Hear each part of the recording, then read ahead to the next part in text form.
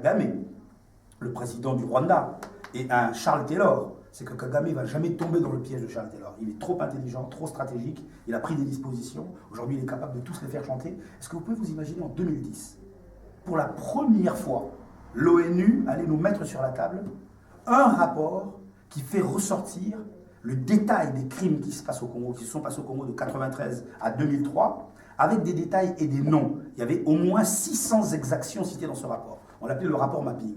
Un pré-rapport sort, il est lâché par le journal Le Monde. Kagame tombe sur ce pré-rapport, il le lit, il appelle Ban Ki-moon à l'ONU, il appelle le Pentagone, il appelle le State Department, il appelle l'Élysée, il leur dit à tous, écoutez, c'est très simple. Parce que ce pré-rapport le condamné. Et d'ici ce rapport sort dans l'État, moi, je balance tout, et deux, je retire tous mes militaires qui participent aux forces, aux opérations spéciales à l'ONU, etc.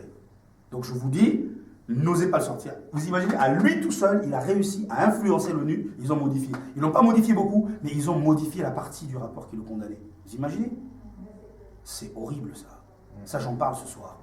Vous comprenez? C'est-à-dire, on a là un mec qui a compris la mécanique et qui a dit, moi, vous n'allez pas me faire le coup à la Mobutu, à la Charles Taylor, aux autres. Avec moi, ça ne marche pas comme ça. Et jusqu'aujourd'hui, il est tiers. Vous voulez connaître la meilleure?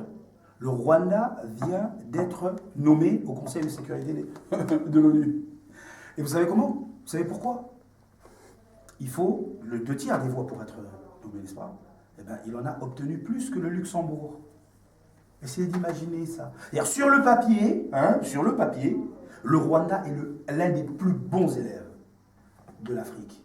Sur le papier, le Rwandais apparaît comme étant... Il y a beaucoup d'Africains, de l'élite, beaucoup d'intellectuels africains, alors qu'il ne faut même pas aller dire qu'il se passe un problème au Rwanda. Quand on regarde les chiffres, quand on regarde l'indice de développement humain, quand on regarde les rapports de Doing Business, c'est-à-dire partout, le Rwanda a la cote. C'est un excellent élève. Et Kagame est donc un excellent président. Regardez le PIB, regardez la croissance, c'est-à-dire à tous les niveaux. Or, il se gave de nos richesses.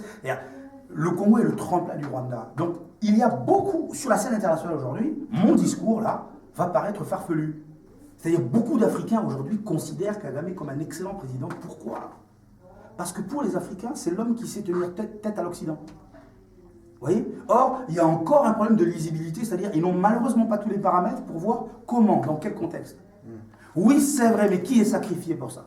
Vous voyez? Et en Occident, malheureusement, l'occidental se contente de chiffres. Vous voyez? C'est-à-dire, sur le papier, effectivement, il n'y a rien à reprocher à Kagame. Ça viendra dans la décennie à venir.